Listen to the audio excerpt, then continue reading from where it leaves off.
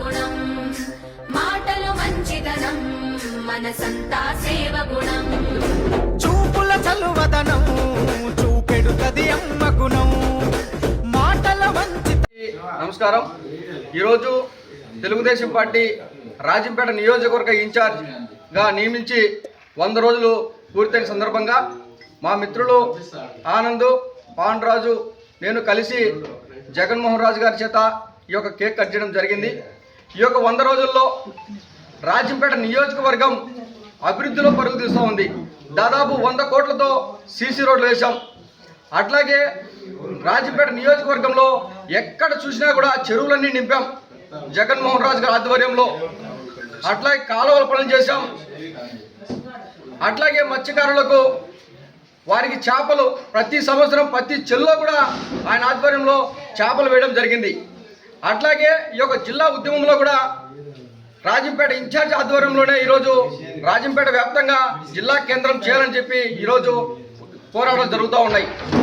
అట్లాగే తాగునీరు ఎక్కడ చూసినా ఎక్కడైతే మన తాగునీరు సమస్య ఉందో రాజంపేట నియోజకవర్గ ఇన్ఛార్జ్ గారికి ఏ సమస్య వచ్చినా కూడా తాగునీరు సమస్య ఉందంటే వెంటనే 24 గంటల్లో బోర్లు వేసిన పరిస్థితి. నందలూరు మండలంలో దాదాపు 10 బోర్లు వేసాం, రాజంపేటలో వేసాం, సుండుపల్లి, వీరపల్లి, ఒంటిమిట, సిద్ధవాటంలో కూడా ఈరోజు జగన్మోహన్ రాజు ఆధ్వర్యంలో బోర్లు వేసిన పరిస్థితి.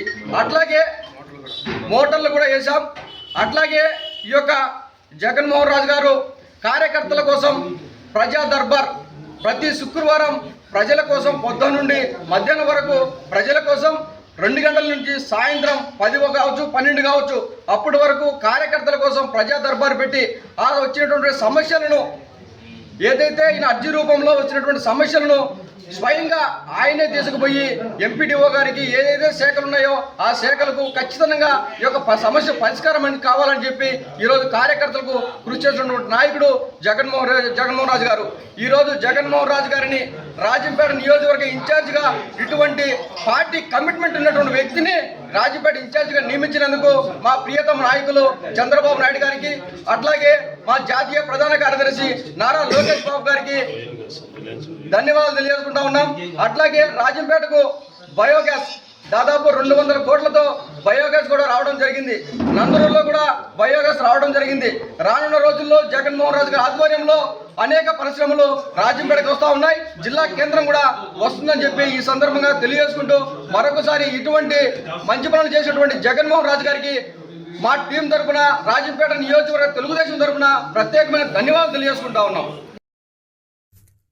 కడప జిల్లాలోని మరిన్ని వార్తా విశేషాల అప్డేట్స్ కోసం మా SCN న్యూస్ ఛానల్ను తప్పకుండా చూడండి.